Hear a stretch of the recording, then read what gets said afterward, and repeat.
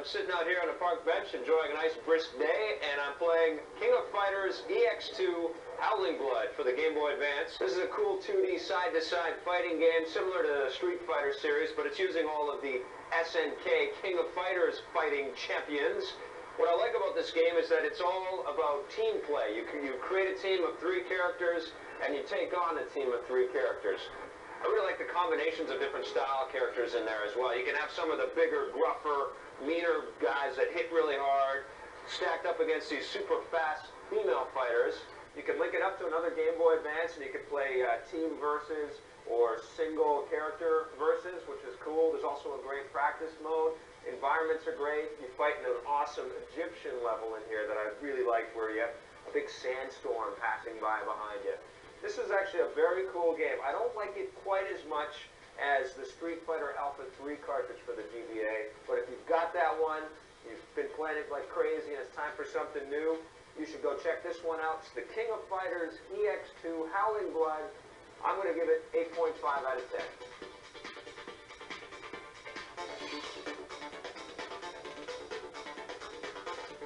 Alright, we're in one of the most futuristic places on Earth, which is kind of fitting, because we're going to talk about a futuristic sci-fi game. Now, this is Battlestar Galactica from Vivendi Universal. It's for the Xbox, but also available for PlayStation 2. What did you think of this one? Well, you know, were you ever into Battlestar Galactica growing up? Absolutely, yeah. To me, it was always like the poor man's Star Oh, Wars. yeah, it was. So I never really got into this story, into the game. Right. I didn't really care about the Galacticas. You play Commander Adama, who is Warren Green in the TV show, but he's 40 years younger or something in the game. So he's a young guy, he's impetuous, he's brash. Now let's talk about the game itself. Kind of a smart ass, and it's a space combat shooter. It's not unlike Rogue Squadron from the GameCube. It's very much like Rogue Squadron. It is unlike Rogue Squadron, because Rogue Squadron was a good game. Right, well... Now let's get into it. Everything seems very pasted on. It seems like there's just a 2D space. Oh, come on. And then, like, there's 3D things You in there. can't make and it Black is Void 3D. Look, I've seen it. How do you make Black Void 3D? Have you played any of the Star Wars games? I have. That looks good. Okay, that does look good.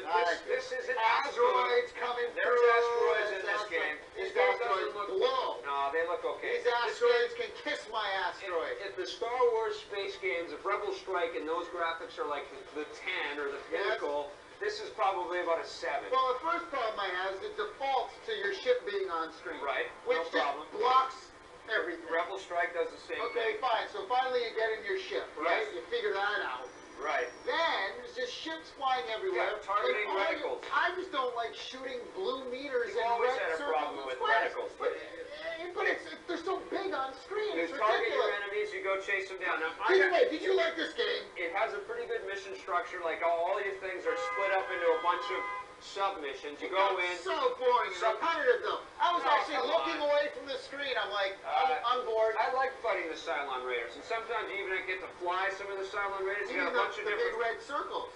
There's different classes of That's fighters why I that you hated can fly. What I hated, you break through these basic submissions all the way. Sometimes you're shooting at bad guys. Sometimes you're shooting at installations. Yes. Sometimes you have to protect people.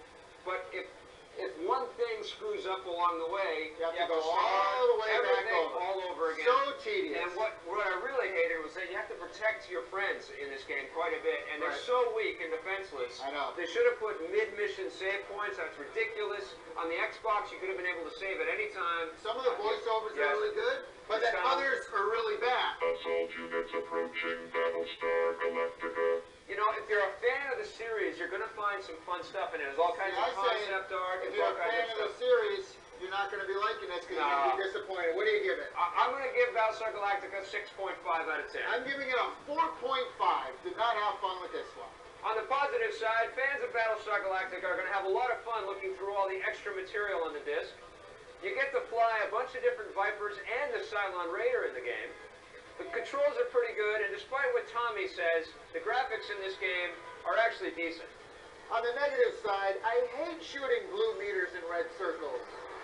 The action is very repetitive, and the fact that you have to go all the way back to the beginning of a mission if you lose at the end really annoys you.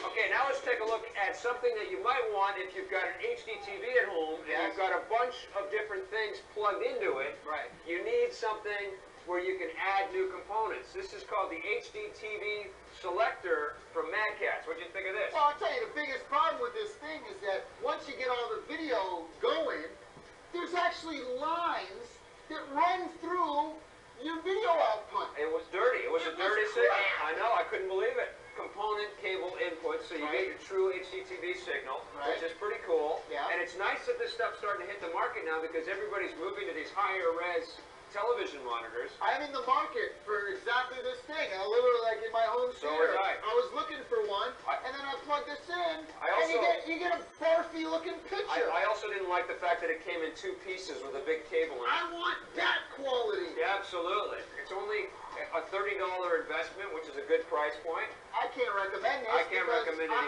either. don't think it works. On the positive side, now you've got the ability to plug in more component sources. It's very cool. And the price point is really good.